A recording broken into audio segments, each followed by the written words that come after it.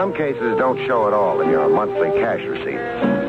Your only compensation is the warm feeling you get deep inside. A case that would be, say, in the public good and welfare. The first nudge it gave me was in Dolan's coffee pot. I was having a steak burger, free on Dolan. Dolan was paying off a World Series bet. His team had lost. The nudge came from a girl, 20 maybe, give or take a year, in a cloth coat with a babushka around her head. A scared look to her, like she just dried her tears. Mr. Craig, if you'll excuse me. Oh, I do. Be my guest. No, thanks. Oh, the food's good here. Sanitary kitchen. Well, it's awfully nice of you, but I... Coffee, then. Hey, Dolan.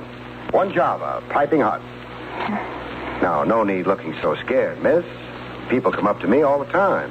Then it's not unusual for me to... Oh, not one bit. The day my private life gets too private, friend, make room on that breadline. My name is Norma, Mr. Craig. Well, stretch it. Norma Barron. Your own crisis or a borrowed one? I'm here on behalf of my boyfriend, Chris Chakowski. Here with his consent and blessing? No. Oh, he'd be furious if he... Enough said. Hand me a napkin. Napkin? For my steak burger. I'll wrap it up and finish it under the stars. My guess is that you'd feel freer without so many ears around. Well, it is awfully crowded here. Everybody's staring at me.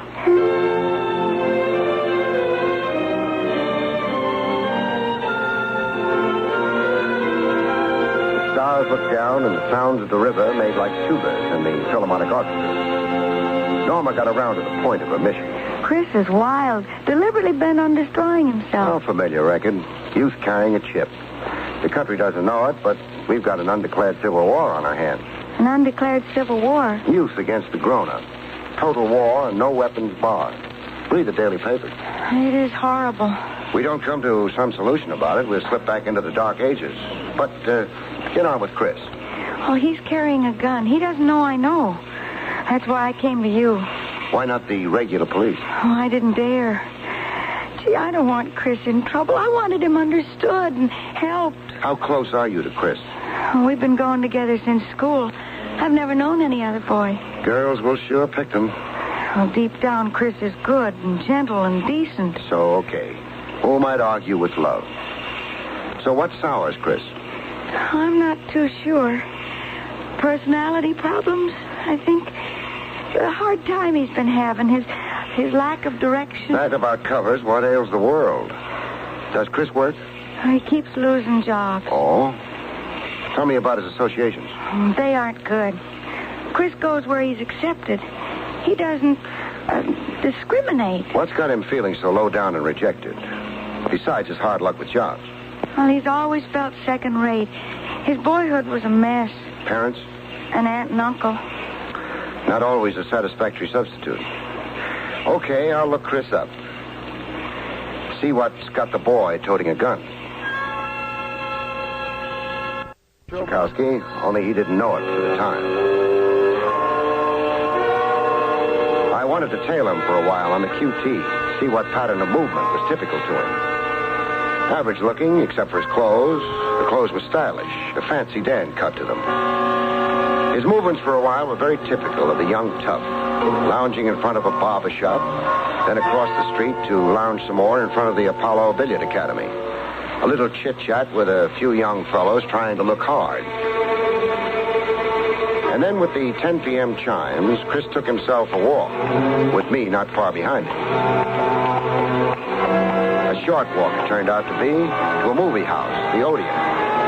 A double feature playing Death in Spades and Girl of the Manitoba Trail. I was right in line with him, buying an admission ticket. The guy buys into a movie house. He generally finds a seat and settles down for a 3-hour snooze. Not Chris Chakowski. He no sooner got in, he was leaving by the balcony fire exit.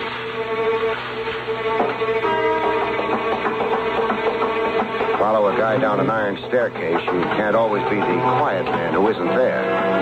The staircase underfoot sets up a whine, loud enough for Chris to hear. I saw him waiting for me in the alley, looking very suspicious and hostile. Hold on a minute there, mister. Holding on. Yes? 2 of us on that staircase. How come? The picture was from hunger. Like you, I decided to leave. Why the fire exit? Oh, the fastest out. No pushing past people in the lobby. I got my cue from you, Sonny. So what's bothering you? I don't like strangers behind me. Nice persecution complex? No? Nothing. Fancy talk. All right for me to keep going? Yeah, I guess. All right, sure. Yeah, you read about muggers all the time, mister. Sure. Always suspect a guy creeping behind you. That way you grow up to be a grandfather someday. So scram already. Let's don't make it a coffee clutch. Sure, let's don't. But before I bow out, I've got something for your nervous system. Oh, my nervous system? Now what? A jolt. A real one this time. Hey, you got a run on me. Haven't I, though? You ain't gonna make out. All I got is $1 and a pack of smokes. And a gun? Come again? I said you've got a gun. Oh, now what makes you think that? My X-ray vision. Keep your buck and cigarettes. Just pass up the hardware. Let's have it. Sure. You know something? What? You know, stick up, you're a cop. Know something? What? You're so right. I know an empty warehouse a few blocks south. Let's go to it, huh? What for? Privacy. There's a loading platform we can squat on. Have a nice, long talk. Nice, long talk. Hey, what's with... Perambulate, Sonny, or I'll get you there the hard way.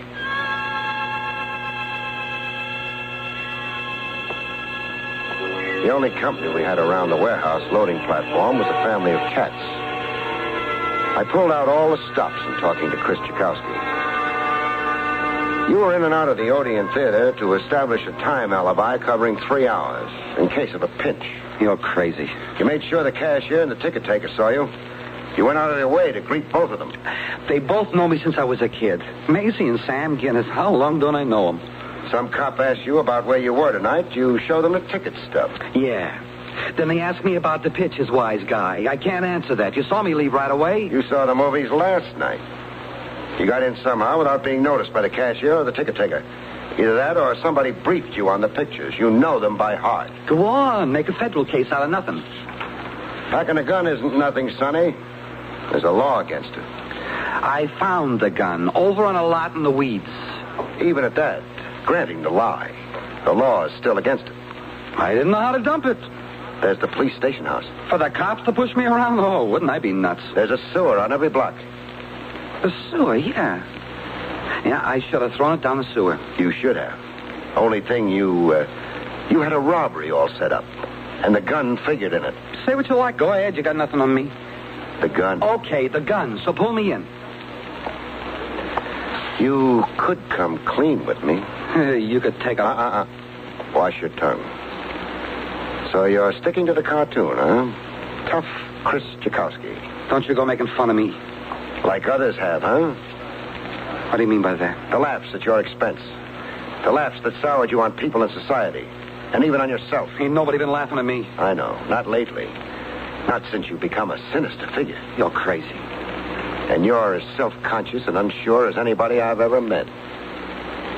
Now, why do you say that? I'm looking squarely at you. Oh. You're another one like that. That disfigurement in your face, your right cheek. How did it happen? A fire. I was a kid. We lived 5 flights up over on Leonard Street. I got burned bad. One profile, you're fine. A handsome gent. But on the other side, you're a scarecrow. Mr. Gun or no gun, I'll break your head. Sorry. I just wanted to see how deeply you felt about your looks.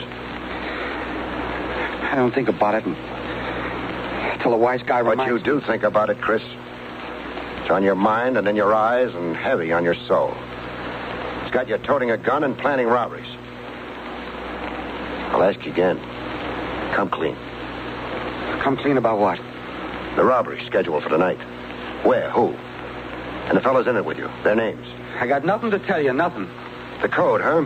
The phony code of honor. Don't squeal. Don't even let out a peep in the electric chair. Where do you live? That's for you to find out. I don't think I'll try. Good night. Good night? You letting me go? For now. Oh. You're gonna keep hounding me? Yeah. From here in, I'm the angel over your shoulder. You'll never walk alone. You think. I'll get even with you. You watch. You dirty no good copy, you just watch. I didn't bother answering that. I let the family of cats do it for me.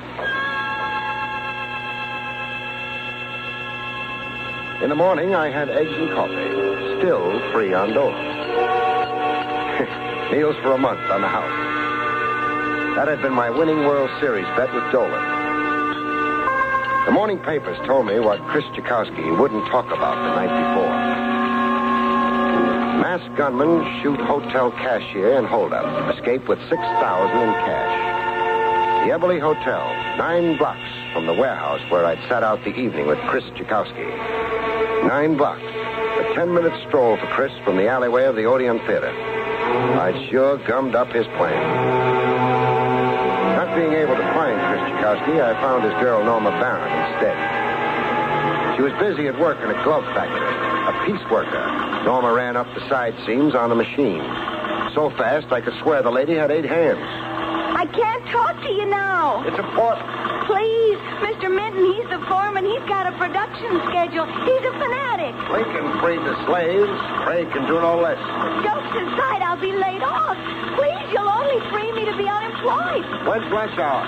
12 o'clock. I got a box lunch here. Well, quit now. I'll get you another job. What at?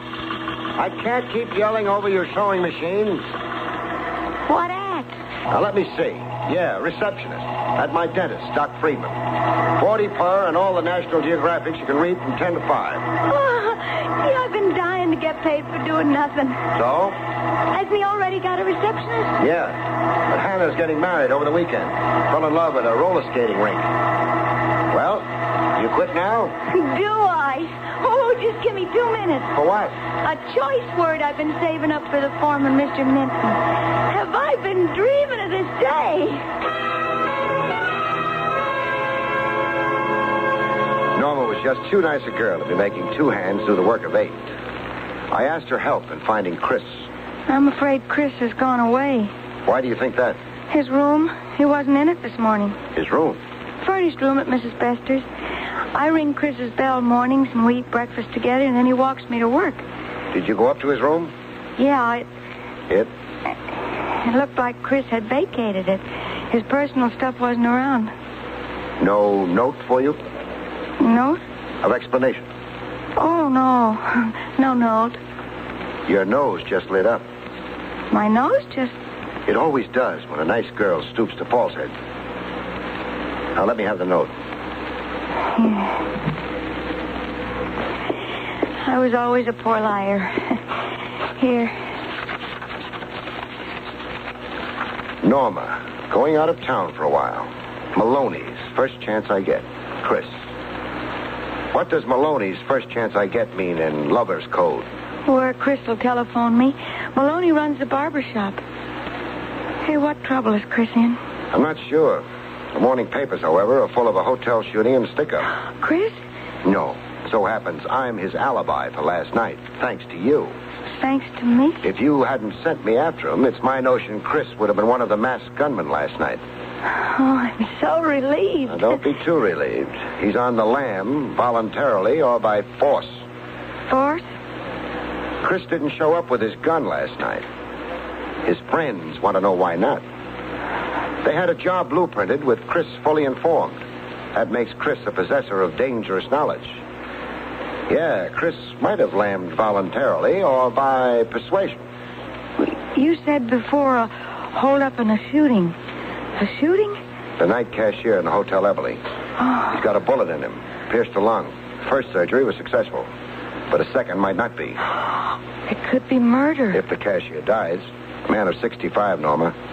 Shock alone can kill him. Oh, what a lucky thing that Chris was... Pause in your prayers and write out a list of Chris's so-called friends, huh? All of them you know.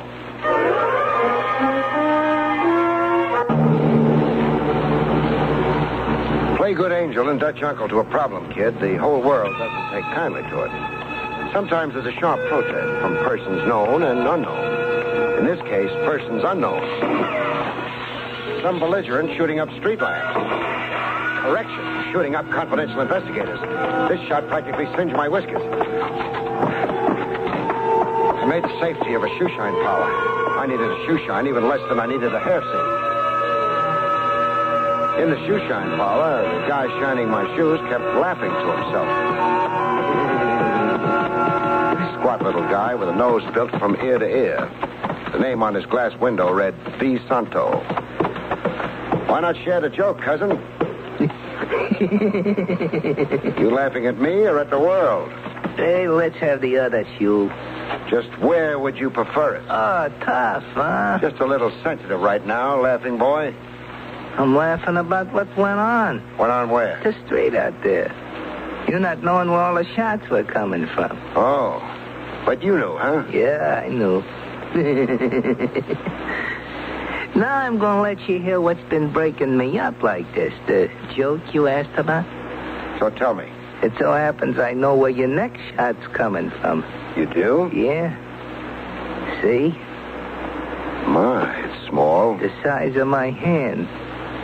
Don't tell me the gun's been in your palm all the time you've been flipping the shine ray. It has. Look, I'll show you how the tricks work. See, I'm shining them up. All the time I got the gun palmed. Well, what do you know? Cute, huh? Very. Well, I ran right into the spider's web. Right straight in. Don't suppose we'll get to the other shoe now. Nah, I'm off that. Don't suppose you want payment for half a job. It's on the house. Thanks. Well? Well, what? What now? You come down off that chair. Yeah. Off the chair. First things first. Sure. Okay. Coming down to your left. Ow! Ow! You dropped something, cousin? Oh, my hand. Hey, very foolish reaching to get your gun. I said very foolish. I only fire one warning shot. That's all that's required of any cop. You're not too bright, cousin. Ordering me down off a high perch, you should have backed out of range of my feet. Oh, my thumb's busted. Nothing fatal. A busted thumb, how do I make a living? Which raises the question, just how do you make a living? I'll answer that for you. You do odd jobs from Maloney to Barber. Maloney to Bob? Who's he? I like my guess. From that surprised look on your face, I like my guess very much. Mess with Maloney, you're a dope. Maloney's the dope. A rifle isn't standard tonsorial equipment for a hair singe. Park your shine rag, Junior, and grab your hat. You locking me up? I'm turning you over to a chap named Trav Rogers, Lieutenant Trav Rogers. He's locking you up. What charge? Concealed weapons for a starter. Let's go. Hey, that's the yard out there. I know. The temperature in the street's too sizzling for comfort. What with Maloney doing his barbering with a rifle, we'll catch ourselves a nice breeze, going out the yard and over a few fences. Lead us in our journey, Santo.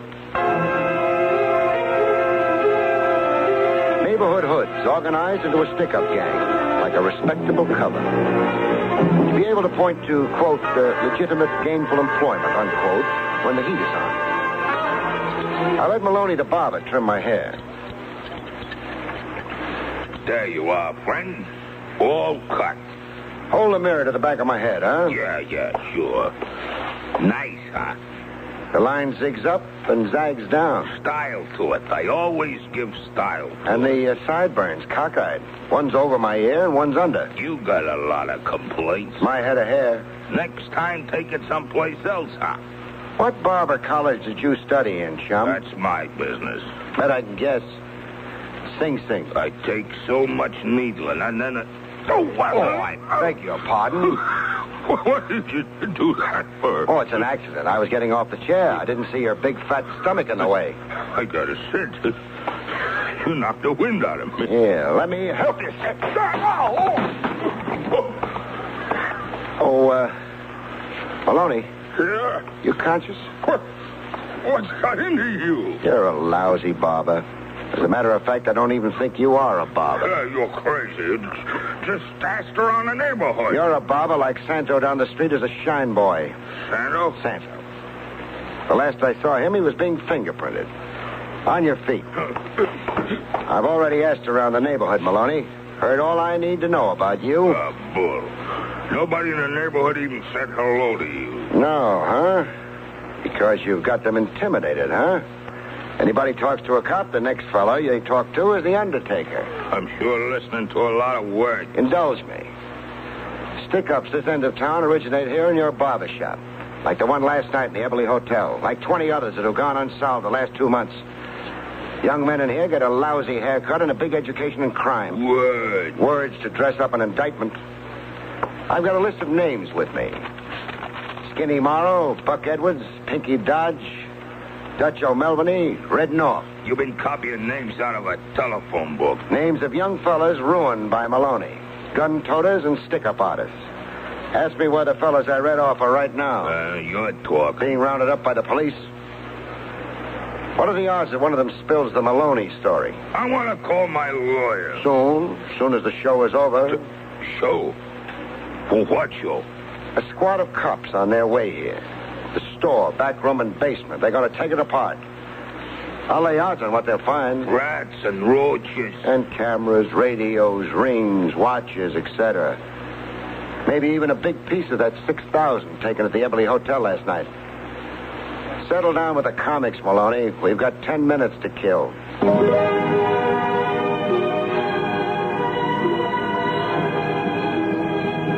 I bagged a lot of wild game. I had the standing room only sign out at the local clink.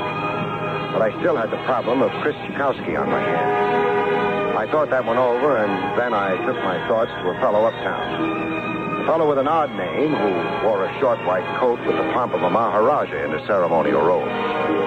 His name, Igor von Strater. Dr. Igor von Strater. I had Norma Barron along with me to solemnify the occasion. I'll be pleased to do what you ask, Mr. Craig. Great. And I can't tell you how much I appreciate it. Medicine has a soul, too, Mr. Craig. Like your profession. Then the sum we agreed on.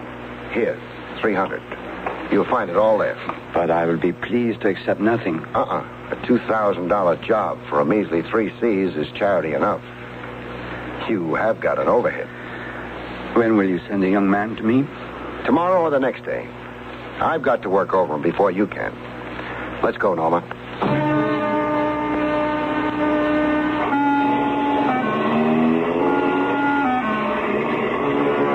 Driving away, Norma could no longer contain herself. A plastic surgeon. Best man in New York.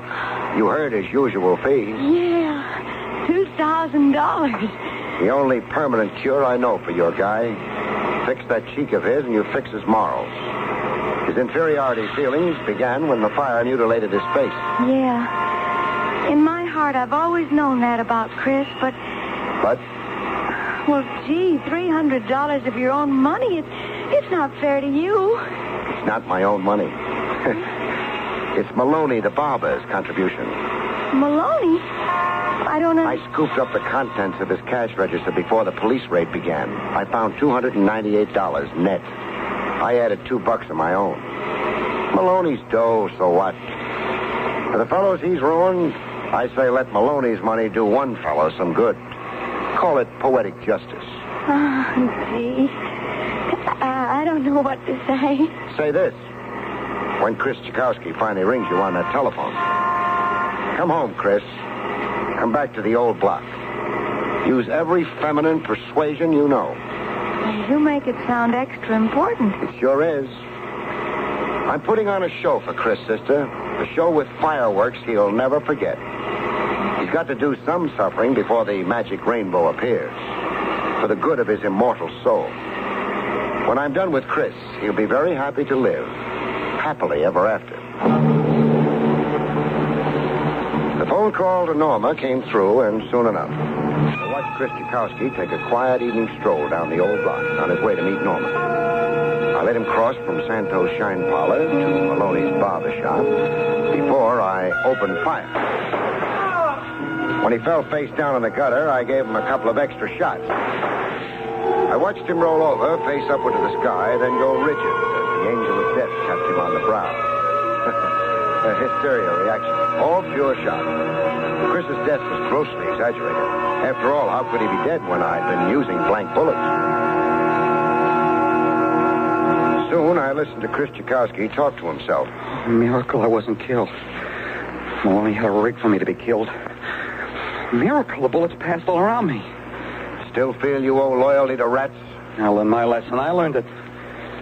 Ready to get it all off your chest now? Yeah, sure. Anything I know to tell. You'll feel better for it. The underworld code is for suckers, son. The rat you're protecting is generally aiming a knife at your back. Yeah, a gun, you mean? Yeah, I know that now. And how I know that. While Chris Tchaikovsky was getting it all down on police record, I had a few private words with Norma. You faked the attempt on Chris's life. Yes. Show a man the face of death and he develops a love of life. The good, clean life. Sorry the shock therapy had to be so, melodramatic. Oh, I fainted dead away when I heard the shots. When Chris gets through with his statement, ride him uptown to Dr. Van Strata for that operation. Yes, I will. At once. And, Norma. Yes, Mr. Craig? My trick with Chris. Is it, our secret? Oh, yes, Mr. Craig. I promise you it will always be our secret. And thanks. Thanks so much for everything.